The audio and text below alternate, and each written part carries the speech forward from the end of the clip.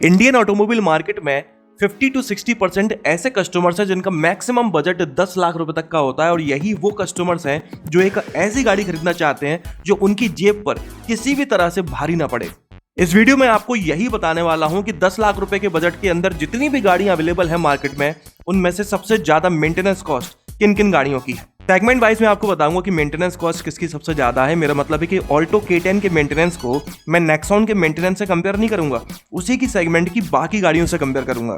तो चलिए शुरू करते हैं एंट्री लेवल सेगमेंट से, जिसमें ऑल्टो K10, मारुति एस्प्रेसो और रेनो क्विड जैसी गाड़ियां आ जाती हैं। ये तीनों ही गाड़ियां अपनी अपनी ब्रांड की एंट्री लेवल गाड़ियां हैं। आपको ये जानकर शॉक लगेगा कि इन तीनों में से सबसे ज्यादा मेंटेनेंस कॉस्ट मारुति एस्प्रेसो की है, उसके बाद रेनो क्विड की और सबसे सस्ती है ऑल्टो K10 की। आगे बढ़ने के पहले मैं आप लोगों को एक बात बिल्कुल क्लियर कर दूं कि मेंटेनेंस कॉस्ट कभी भी स्पेसिफिक नहीं बताई जा सकती, क्योंकि हर किसी डीलर पर, हर किसी शहर पर, हर किसी स्टेट में अलग अलग मेंटेनेंस कॉस्ट होती है।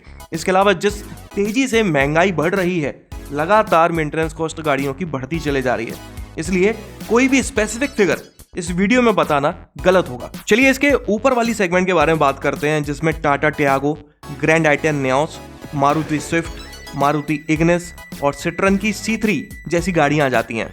इन पांचों गाड़ियों में से सबसे ज्यादा मेंटेनेंस कॉस्ट टाटा टियागो की है और अचंभे की बात यह है कि टियागो के बाद सबसे ज्यादा मेंटेनेंस कॉस्ट स्विफ्ट की है। आमतौर पर एक काफी लंबे समय से मिथ चला आ रहा है कि मारुति की गाड़ियों की मेंटेनेंस कॉस्ट बिल्कुल ना के बराबर होती है। हालांकि ये मिथ अभी आकर बना है, पहले ये सच्चाई हुआ करती थी, मिथ नहीं था। वाकई में इनकी मेंटेनेंस कम हुआ करती थी, लेकिन मार्केट में जैसे जैसे कंपनीज आई, कंपटीशन बढ़ा, तो आज यह हालत है कि मारुति की गाड़ियों की मेंटेनेंस कॉस्ट बाकी कंपनीज की गाड़ियों से ज्यादा है। इस सेगमेंट की ये तो वो 5 गाड़ियां थी जो जवान लोगों को, यूथ को अट्रैक्ट करती हैं, और इसी सेगमेंट की 2 ऐसी गाड़ियां और हैं जो जवानों की बजाय बूढ़े बुजुर्ग लोगों को ज्यादा अट्रैक्ट करती हैं, जैसे कि वैगनार और सेलेरियो। अगर हम वैगनार और सेलेरियो में कंपेयर करें तो सेलेरियो की मेंटेनेंस कॉस्ट ज्यादा है वैगनार से। हालांकि कोई बहुत बड़ा डिफरेंस नहीं है, 5 साल की मेंटेनेंस कॉस्ट अगर ऐड की जाए तो 2-4-5 हज़ार का अंतर आएगा, उससे ज्यादा नहीं। तो आप पे डिपेंड करता है। इस तरह से भी मेरा मतलब मत निकालिएगा कि सेलेरियो का मेंटेनेंस वाकई में बहुत ज्यादा है वैगनार के कंपेरिजन में। माइनर अंतर है, लेकिन हाँ, ऑन फिगर देखा जाए तो ज्यादा तो है। चलिए अब इससे और ऊपर चलते हैं और बात कर लेते हैं प्रीमियम हैचबैक सेगमेंट की, जिसमें Tata Altroz, Maruti Baleno, Toyota Glanza और हुंडई i20 जैसी गाड़ियां आ जाती हैं।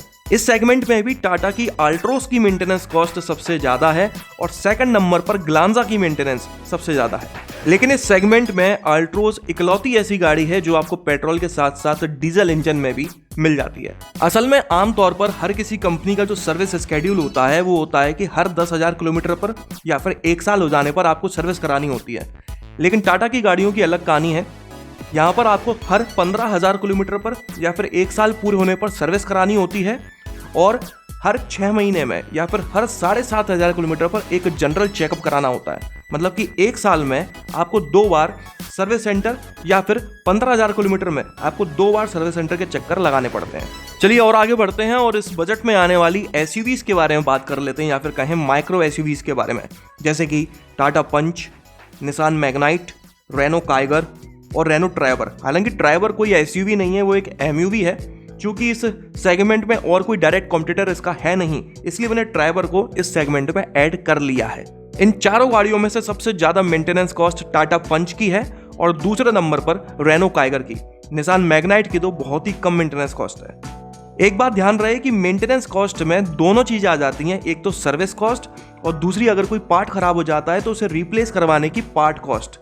मैं इस वीडियो में आपको सर्विस कॉस्ट के बारे में बता रहा हूं। ऐसी कई सारी कंपनीज हैं जिनकी गाड़ियों की सर्विस कॉस्ट तो काफी कम है, लेकिन अगर आपने कोई पार्ट रिप्लेस करवाया या रिपेयर करवाया तो एकदम से आपका बजट काफी बढ़ जाता है। तो यहां पर मैं पार्ट कॉस्ट के बारे में बात नहीं कर रहा हूं। आगे बढ़ते हैं तो इस बजट में आपको 4 सेडान्स भी मिल जाती हैं, Tata Tigor, Maruti Dzire, Hyundai Aura और होंडा अमेज। इन चारों सेडान्स में से सबसे ज्यादा मेंटेनेंस कॉस्ट टिगोर की है और टिगोर के बाद डिजायर की सबसे ज्यादा मेंटेनेंस है। हालांकि टिगोर की अब उतनी सेल्स नहीं होती है, टिगोर इलेक्ट्रिक फिर भी डिमांड में है। डिजायर सबसे ज्यादा बिकने वाली सेडान है, टिगोर के बाद सबसे ज्यादा मेंटेनेंस भी इसी का ही है। तो आप देख सकते हो कि मेंटेनेंस कॉस्ट इंपैक्ट तो करती है, लेकिन शायद उतना भी नहीं। चलिए आगे बढ़ते हैं तो इस बजट में आपको सब कॉम्पैक्ट एसयूवीज भी मिल जाती हैं। हालांकि उनके बेस वेरिएंट ही आ पाते हैं इस बजट में, लेकिन हम मेंटेनेंस की बात तो कर ही सकते हैं। Kia Sonet, Tata Nexon, Hyundai Venue, Mahindra XUV 300 और मारुति ब्रिजा, ये 5 SUVs आपको इस बजट में मिल जाती हैं। आपको जानकर हैरानी होगी कि इन 5 SUVs में से सबसे ज्यादा मेंटेनेंस कॉस्ट मारुति ब्रिजा की है और ब्रिजा के बाद सबसे ज्यादा नेक्सॉन की है। ये जो मैं कॉस्ट की बात कर रहा हूँ ये मैं पेट्रोल इंजन की मेंटेनेंस कॉस्ट बता रहा हूँ। अगर मैं डीजल इंजन में जाता हूँ तो सबसे ज्यादा नेक्सॉन की है और नेक्सॉन के बाद सबसे ज्यादा सोनेट की मेंटेनेंस कॉस्ट है। यहाँ पर भी आप देख सकते हो कि नेक्सॉन और ब्रिजा ये दोनों ही सबसे ज्यादा बिकने वाली SUVs रहती हैं, पहले या फिर दूसरे नंबर पे, और इन दोनों का ही मेंटेनेंस सबसे ज्यादा है।